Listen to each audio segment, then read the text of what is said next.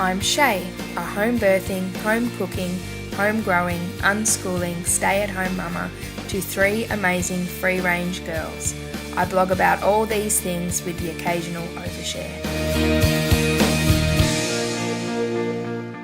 And then you go and change your blog the week before you do that.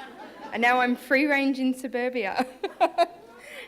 I can tell you the exact moment that led me here, to this life and then eventually to this blog, my Robert Frost 2 roads in a wood moment that made me question everything and realise I could embrace the little bit odd I'd always been and take the road less travelled by. Tanner, who's now almost 7, was about 3 months old. She just graduated from our day stay at sleep school. I'd spent the whole day there at the insistence of my maternal health nurse.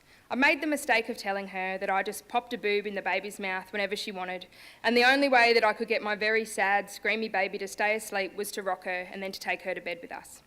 "Oh, no, she said. You must never do these things. You are being manipulated. If she doesn't sleep properly, she will not grow properly, and all that breast milk will make her fat." True story. I tried to assert myself and let the nurse know that I thought it was all just fine, but, as happens mostly with first babies, I felt that I needed to listen to an expert that surely knew better than this new, tired, emotional mum. So off to sleep school we went, and I listened to those who said they knew better even though my gut said otherwise. The next day I was following the rules that had been laid down, and Tanner was crying in her cot, and I was watching the clock for when I could go in and pat my screaming baby for the prescribed 60 seconds. I myself was bawling and her cries were making my milk leak. This moment actually changed my entire life. It brought up a lot of feelings from when Tanner was born. Defeat, and like I was somehow failing my child by doing what I was told and not wanting to rock the boat. At that moment, I realised that I had a say in this too, that she was my baby. And the only thing stopping me from going in there and picking her up was a bunch of parenting advice that I didn't even agree with. I opened the door to her bedroom, I scooped her out of her cot, I sat down and I calmed her, I put her to my breast to feed, I rocked her to sleep and I tucked her back in the family bed, all the time promising her that things would be different. I promised her that her dad and I would be the ones making the choices from now on, that we wouldn't care if that annoyed people or if they thought that we were wrong. Fuck them. I sought more information, discovered like-minded parents, joined forums, read blogs, made friends in my local attachment parenting group. I kept my promise to be true to myself and my family in spite of the criticism I received and the sensationalist bullshit in the media. And it felt good and right, and I could see our family flourish.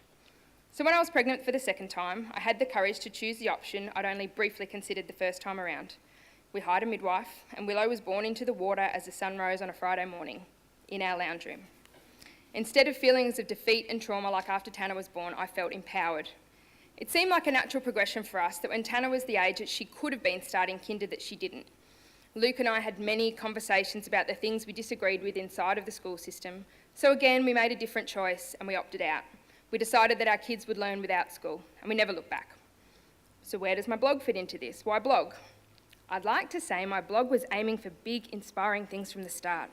But the truth is I started blogging because of peer pressure.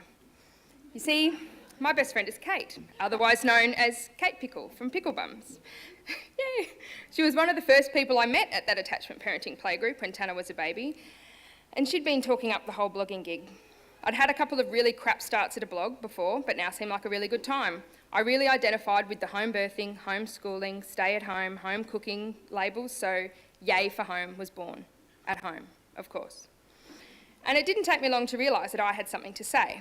As a card-carrying, placenta-eating member of the hippie la-la community, I knew that in the beginning, when I was still finding my feet, I always appreciated speaking to or reading about other hippie la-la parents and how their lives were just a different version of normal.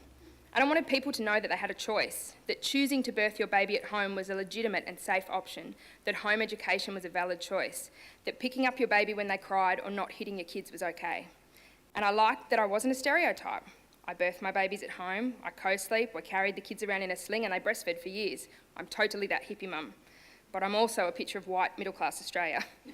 We live in a house, we run 2 cars, my husband goes to work 6 days a week, my home is neat, I have an unnatural love for my dishwasher. Our kids don't go to school, but we're not religious, and I'm an intensely social and often disorganised woman who swears, is fluent in sarcasm, and I don't dress like I'm 70. I know that I'm a bit different, but I'm also so normal that it's painful. And I wanted people to read my blog and see that these choices, these ways of birthing and parenting and educating kids could be for anyone, that you didn't need to be a certain stereotype of a person to make these decisions. They're just another valid choice. Not something everybody should do, but something they certainly could consider if they wanted to. My blog got a few readers, I did a few guest posts around the place, I joined Twitter, I also had another baby and life went on. In late 2010, Kate told me I would be accompanying her to the Aussie Bloggers Conference in Sydney. It seemed like a fun idea and booze was included in the price of the ticket.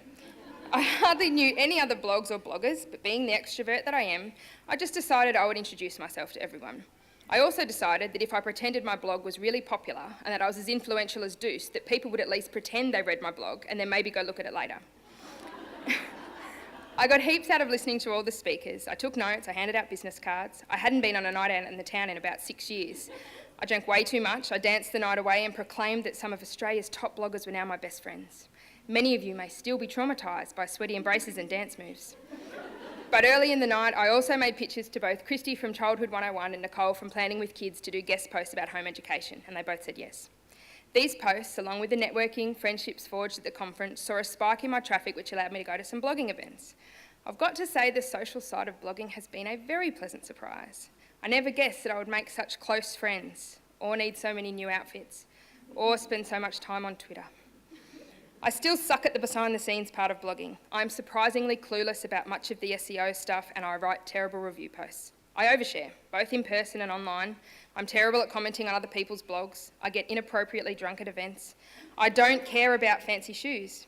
One time I was writing a post about how to connect with your kids and I shouted at Harper for interrupting me.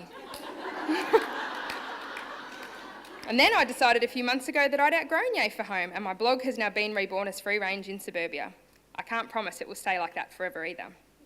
But my blog is mine, and it's me, with all of its strengths and weaknesses. My blog is emotional, a little idealistic, sometimes ranty, unashamedly hippie-lala, intensely in love with my kids, passionate about real food and gardening, probably a little wanky at times, with swearing for good measure, just like me. And just like me, my blog is not for everyone. It might make some people roll their eyes or downright piss some people off. That's okay, I have the same effect on people sometimes too. So here I am, living the free-range life with my family, loving the journey and sharing it with people via my blog. It's pretty awesome.